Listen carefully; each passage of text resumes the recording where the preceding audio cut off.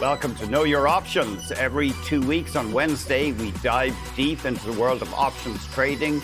We explore the fundamentals of puts and calls and how you can effectively use them as an investing tool to maximize returns, but also manage risk.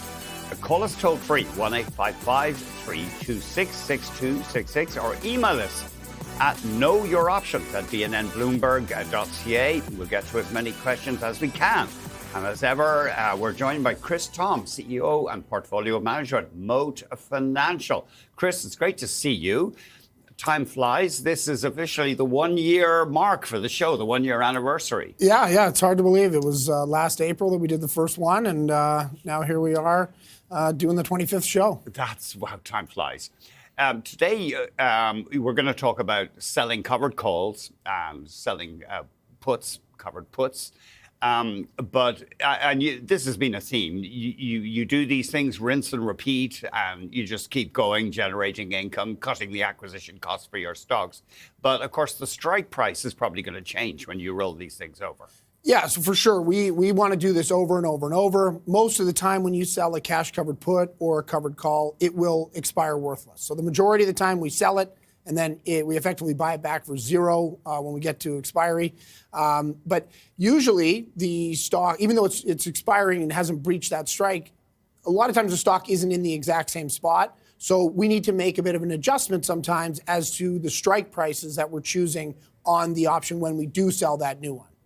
Right. So you're rolling over, say, a cash covered call. What's the strategy there? Yeah, so on a covered call, say you sell, you own the stock, and then you sell a call that's, say, 10% out of the money. Mm-hmm. And, the dream scenario is the stock goes up 9%. So, the stock was 100, you sold a 110 call, you get to expiry, it goes to 109. And now you have to say to yourself, you have to make the same decision every time and say, where do I want to sell this stock? Where am I comfortable letting this go? Mm-hmm. Do I want to stick with that same strike and sell that 110 call, where I'll get a pretty big premium, but the odds that I get called away are higher?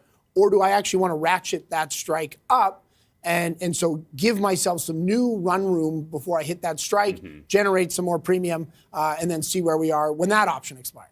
Of course, you'll get more in option premium when the stock is close to the strike price, when you sell the option. Absolutely. So when you sell that, we sell that 110 call, if it goes to 109, if you stick with that 110 call, it's very close. You will get a pretty big premium for that.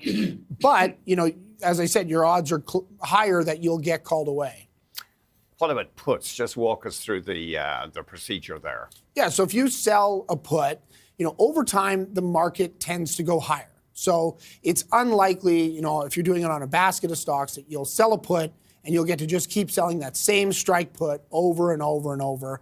A lot of times you'll have to make an adjustment. So, sometimes you'll sell a put and the stock will go down nearly to that strike. And now you say, hey, you know what? I think there's a bit more risk in this name. I want to actually lower that strike for the new option. And now your entry point is lower. Or you're sticking with the same one. Or if the stocks are moving higher, you need to do that reassessment and say, hey, why did this stock go up? Mm-hmm. Is the business in a better place now? Are they going to be making more money? Am I willing to enter this stock at a higher price than I was 2 months ago? And then you adjust that strike price accordingly. There's a twist, though, here. If a stock drops, often the volatility or the perception of the volatility has gone up. So people are willing to pay more in premium for an option. For sure. When stocks go down, volatility is the biggest component of what makes up an options price. But not all volatility gets treated the same. Mm-hmm. Downside volatility, the market tends to recognize a bit more because people are freaking out saying, hey, I'm losing money. How do I protect myself? And all of a sudden, they'll pay a lot more for options.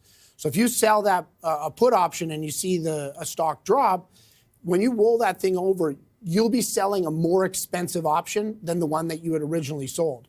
And the same thing can be true on the call side as well. You sell a call and then the stock drops. You're going to be unlikely to get the same premium for that higher strike call that you sold originally.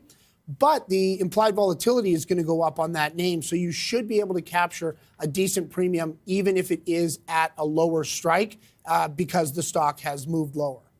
So you were selling puts on some Canadian energy names. And then, of course, the conflict in the Middle East came along, it pushed up oil prices, pushed up these oil-producing stocks. So how did that work out? So this is a perfect example of where we have had to sort of re-rate where we would enter these names. So if we use Cenovus as an example, I've been on here and in the Moat Active Premium Yield ETF, we've sold the $26 put on Cenovus. But now oil prices are a lot higher, and in our view, the baseline isn't going to be the $60 to $65 that it was before the conflict. It's going to be more like $80. So at $80, well, we're willing to enter that stock at a higher price because it's a better business because they're selling oil for a lot more than they were just a few months ago. That's interesting. Let's have a look at Cenovus, maybe CVE, because of course it's had a boost. And so now we're looking at Cenovus at around $36. You were selling puts at the price of 26, and obviously they're worthless now. Yeah, and so they gave me the pen again here. So at the $26 level, when the stock was down here, oil was more like $60. Well, now even with this huge pullback today on oil, it's trading around $95. And we just don't think that, if this conflict truly is resolved and goes away, that oil will just go back to the $60 level and then bring Cenovus down with it. We think that, entering over 30 is good. We're going to be talking more about Cenovus on the show. Did you sell any covered calls on oil stocks? Did you get some names called away from you? So we haven't been called away yet, but we definitely sold some calls on Suncor. And so, seeing this pullback on Suncor is something that, we welcome a little bit for the clients that we sold it for. Other ones, they maybe don't want to see a stock go down ever. But, if we look at the ranges, I came on here and I think we sold an $84 call on Suncor a month or two ago. And so now obviously the stock is pulled back. It's $89. If it stays here, we will either be letting that stock go or we'll have to adjust that position and hopefully sell something a little bit higher. So with these, you kind of try to play both sides. We're tight for time, but you say that this the need to adjust strike prices can turn into a problem for these covered call ETFs. Could you walk us through that? Yeah, so if this is where being active and being able to make a decision for each trade is something that you want to be able to do, whereas a lot of these covered call ETFs, they say, okay, we're going to buy this basket of stocks, we're going to sell, options that are 5% out of the money and go out a month. Well, if you see really big moves in the market, they can be forced to be selling calls at a time where they might not want to. Say March 2020, market dropped very quickly and then bounced back, but they would have been forced to sell a lot of calls at that lower level. We want to take a look at every single position in every trade and say, hey, does it make sense to sell this call at this strike?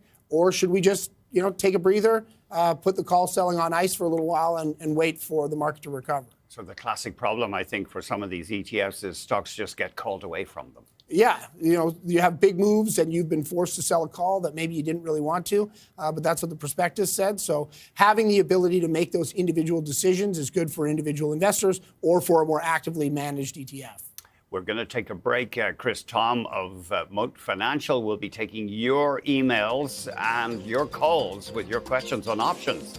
The number to call, 1-855-326-6266, or email us, knowyouroptions@bnnbloomberg.ca.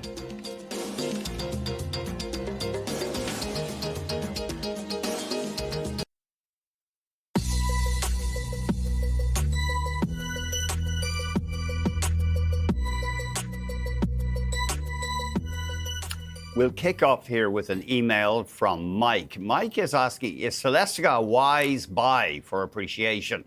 So look at that, if you would, through an options lens. Please, Chris. Yeah, so Celestica is not a name that we own, albeit looking at the chart here, it is a name that I wish we put all of our money into a year ago. So it's not something that I can really comment on the company itself, but if it is something that a person does want to acquire, using options is an excellent way. These are very expensive options. So we always talk about, implied volatility, the VIX of a stock. So if the VIX for the market is 20, these options are 85. Okay, so they are about 4 times as expensive as the broader market. So right now here we've got the stock at 441. You can actually go out to May and sell the 350 put. So 350 is, get my line way down here, well below the market. Okay, it's about $90 below where the stock is right now, and you can sell that put for about $13. Okay, so you're going to get about 3.5% and have this massive window of downside protection before you would get put that stock. So this is a way where you can use options to effectively try to trade this stock or get exposure to it at last year's prices. It hasn't been that low since looks like about September. So here you can set that level, collect a big fat premium, and then if you want to own it, you'll own it a lot cheaper than today. Right.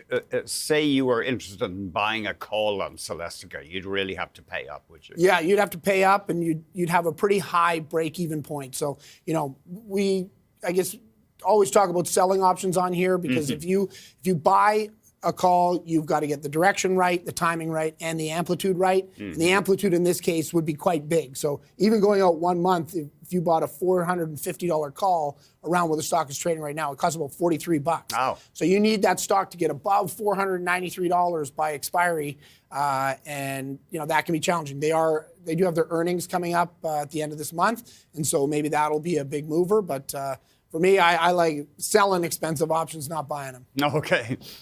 We got Jay calling from Scarborough, Ontario. Go ahead, Jay, please. Hi, Chris. Given the current world condition and the market volatility, is options with the premiums good to play in right now, or is it safe? And how are you using the options premiums right now for your own fund? Yeah. Okay. Thanks, Jay. That's a great question. So the short answer is it is a good time. The higher the volatility in the market, the higher option prices tend to be. So if you're selling options in your account or what we're doing in the fund, we're selling them in a more expensive environment today than it was a month ago. So it's, obviously we don't want to see turmoil like this in the world, but it exists and it affects stock prices. So the answer is it is a good time. And if you see stocks that are getting pushed lower because of that conflict, but it's a name that you think you are comfortable owning around these levels, then I'd say feel free to write a put. And same thing on some of the names that went up through that conflict. Obviously, we talked about oil. A lot of those have been beaten up today. But selling calls that are really expensive is a great way to capture some additional income and premium within your portfolio. We have an email from Stuart. What option strategies are you using for the oil and gas sector? I'm a holder of HWX, Headwater Exploration. Would you be selling covered calls against this stock? If so, what duration and strike price would be best? Yeah, so this is another name that we don't own, but we do have exposure to a lot of energy names. And the implied volatility, the price of these options has gone up. So on a day like today, that space in particular is under a lot of pressure. The option prices are going up. The stock, I'm just looking, is just below $12. If you go out to June, you could sell the 13.5 call for about 40 cents, okay? So that's about 3% of that strike price, and you've maintaining about $1.70 of upside between here and there. So that's probably something that I would take a look at. You just have to make that personal decision to say, hey, am I comfortable selling the stock at that level? How sad will I be if this thing, goes to $15? But, that's why we always say to do this on a basket of stocks, right? I mean, if you sell calls on 10 different names, it's unlikely all 10 of them are going to go up through that strike and you'll have deep regrets across the board. You'll sell calls and some things it'll go through the strike, but most of them it won't. Those expire worthless, and that cumulative effect of selling all these options is what really wins over the long run. Is that a fairly rich price for that particular option? Yeah, these are fairly average for the space. The implied vol is around 40, so it's higher than the broader market, but in the energy names, it's not crazy. Right. We've obviously had this big swing in energy stocks. They're plunging today or down sharply. So do some people trade options even on a day-to-day basis?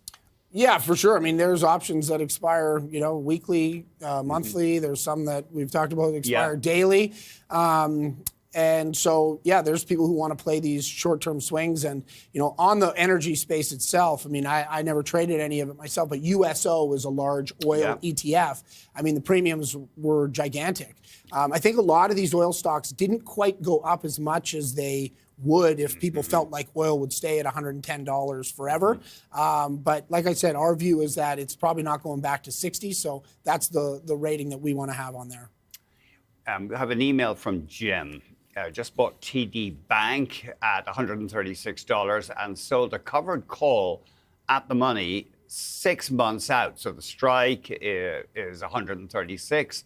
The stock will fluctuate. I usually buy the covered call back if it drops below the strike price, and then, depending on the price, resell the covered call, sometimes at a higher price. What are your thoughts? Yeah, so for us, we don't usually go out that far, right? Going out 6 months means you can only do it twice a year. We know that options decay more quickly the closer you get to expiry. So the first part of that option's life is not really going to be decaying that quickly. The other thing that I might look at a little bit differently here and why you would do something shorter is if you're planning to buy this thing back, it means you're selling a 6-month option but not planning to hold it in your portfolio for 6 months. So looking at something a little bit shorter might make sense. And then the last thing here is if you're going to buy the stock and sell an at-the-money call option, if this is in a non-registered account, you should probably just sell a cash-covered put instead. Just do one trade instead of two, because mathematically, the amount of premium that you'll collect versus owning the stock and getting the dividend and collecting the call premium is exactly the same. If there was any difference, there'd be some arbitrage opportunity and people would take advantage of that. So I would actually probably just sell a put out a couple of months and see what the market gives you. Okay. Dominic is on the line. Go ahead, Dominic, please. Hey, gentlemen. Thanks for taking my call. Hi there. Yeah, I just obviously energy is the topic of interest right now. I was thinking something maybe 5 or 10 years out, more on the nuclear side for uranium. I know the east coast of Canada has some pretty good things in the ground there, so I was wondering if you had any Canadian prospects I could look at. Uranium on the East Coast, I hadn't heard of that, but in any case, your thoughts on uranium? Yeah, so uranium, we're bullish. Yeah. We think that the world needs more electricity, more energy, more of everything, right? Every year we got more people with more devices and all that. So in the fund, we've typically sold puts on Cameco. It's a large producer, and the option premiums are quite rich as well. So, you can sell puts that are quite far out of the money, generate some meaningful premium. In your worst case scenarios, you buy that stock at a much lower price. So that's what we would look at. And then on the more development side, we've looked at next gen. But Cameco, you can kind of cover a lot of bases with Cameco.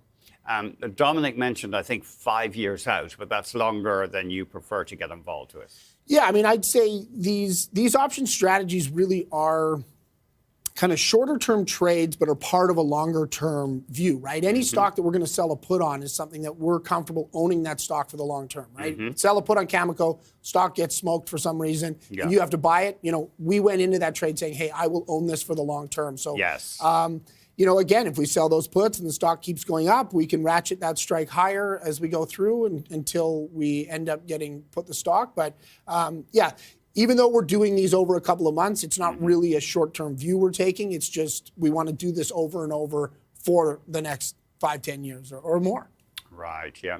Apparently last year there was a report last summer that Nova Scotia plans a study of 3 areas with uranium deposits. But I guess that's so there is some uranium in that part of the world. Excuse me. Okay, we got to take a break. We're going to get the top options trading ideas from Chris Tom after this.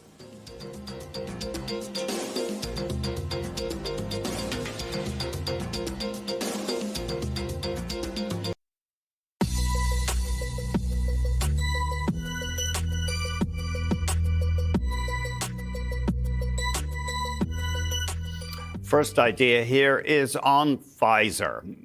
The plan would be to sell June 2025 strike price options, cash-covered puts, and you get about 50 cents a share. Yeah, so this one, repeat trade, we've sold back in November and in January. We sold the $24 put. Since then, the stock has done quite well. It's been up as high as 29. So we sat on this, a bit patient, waiting for it to come back down. So now it's sitting at 27. I think it might have bumped up a little bit since I wrote this half an hour ago. Okay. But the stock's bumped up a little bit, so we're going to look out to June, sell the $25 put. So we're moving that strike up $1, and we're going to collect 50 cents. Because over the course of time, we think this stock will go higher. We think it's a good value stock, and we're comfortable getting long at that level. Because this is the third time we've done it, the cumulative premium that we've generated is $1.90. So, our net purchase price since we first started talking about this name is more like $23. And at that level, the stock's almost an 8% yield on the cost, and we're happy. I guess the one risk is they have some disaster with a drug trial or something, and the shares abruptly go to $15. Yeah, I mean, that could happen, but for the most part, their business is pretty stable. They generate a ton of cash, pay a great dividend, and we don't foresee that happening at this point. Okay. Rogers Communications, the idea will be selling again cash-covered puts for $1.50 with for June expiry, a strike of 44. Yeah, so this one we've sold, 48s and 50s, and then the stock was in the the mid 50s, and then really is having a tough week. So now that it's sitting down around $46, we're looking at those 44 puts out to June, and bringing in $1.50, which is about 3.25%. I mean, we don't own any other telecoms in our portfolio. We think it's just kind of a tough business. What we like about Rogers is the Maple Leaf Sports Entertainment. The Jays run last year was very good for their business. We think that will spin out eventually. And so with that, actually, I think kind of in honor of the 1 year here, I was at the Jays game last night with Paul Bagnall. So we were doing our part there. Oh, nice. And so we didn't really help the team win, but so we think that there's really good value there. And when they spin that out, then the sum of the parts will be more once they're separated. Okay. I'm actually going to a movie of a play with Paul on Friday. Okay. All My Sons by Arthur Miller. It's probably going to be quite dark, but anyway, I do love him. Anyway, Synovus, we talked about this already. Potentially sell a cash-covered put, 85-cent premium, June expiry, and $31 expiry strike. Yeah, so this stock, I mean, it was higher yesterday. Obviously, when oil sells off as much as it is, it puts pressure on these things. But like I said, we don't think this stock is going to go down to where it was before the Iran conflict, because we don't think oil will go down to the same level. So previously, we had been selling $26 puts, as recommended on the show, did it in the fund. But we just don't think, if you look at this point here, the last time it was trading at that level, oil was a lot cheaper. And so here we can actually sell the put at 31 and generate 85 cents, which is out almost 3% over the course of 2 months. And if the stock gets down to that level, we'll be very happy to own it. And then we'll be probably turn around and start selling some calls. But, this is going to be so day to day with what happens with oil prices and geopolitical tensions. I'm not an expert in that area, but, in my experience, they don't usually come and go that quickly just with the stroke of a pen. Chris, thanks very much indeed. Yeah, thank you. Chris Tom, our regular guest on Know Your Options. Thanks very much indeed for watching. Remember, the show comes back every 2 weeks at 3 p.m. Eastern, so we will return in 2 weeks' time with another edition of Know Your Options.